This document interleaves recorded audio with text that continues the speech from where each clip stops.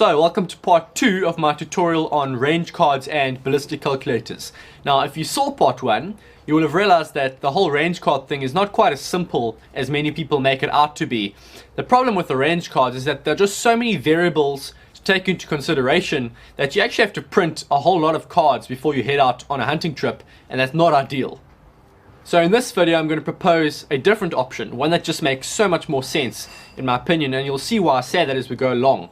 So to the side of me here, I've got two objects that have absolutely changed my life over the past few months. My smartphone, on which I have an application called strelok Pro installed, and an anemometer called the Weather Flow Wind Meter that plugs into my smartphone. What makes this setup so perfect for on-the-go shooting is that all those tricky variables that we spoke about in the first part can be read and interpreted in an instant by this device. I'm going to go ahead and give you a full demonstration of what the setup can do, so hold on to your seats. Now obviously you can't just download the app and expect it to work immediately. You've got to enter some basic information, just like we did with Chairgun Pro in the first part of this tutorial.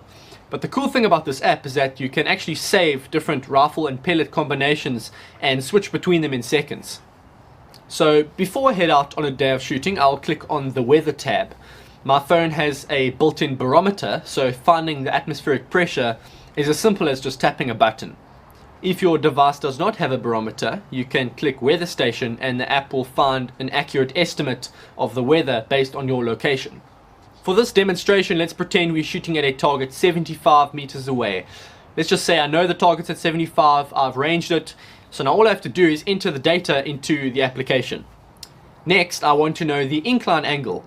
It's as simple as pointing the crosshairs on your target, clicking OK, and the app will fill it in for you.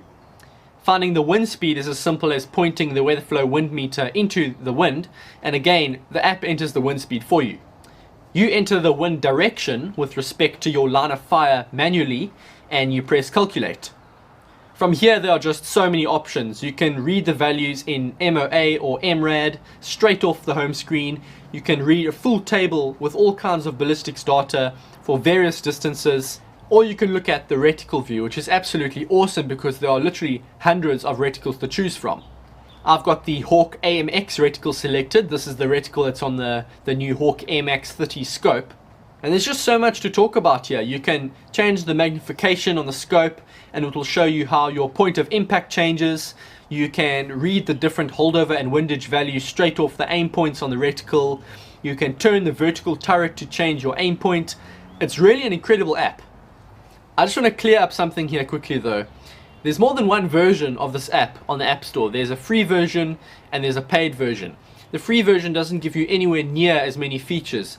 Yes, you can get by using it, I'm sure, but I would say it's completely worth it spending the $10 or so on the full version of the app because there are just so many features and it's going to help you a lot when you get out into the field. Just wanted to clear that up.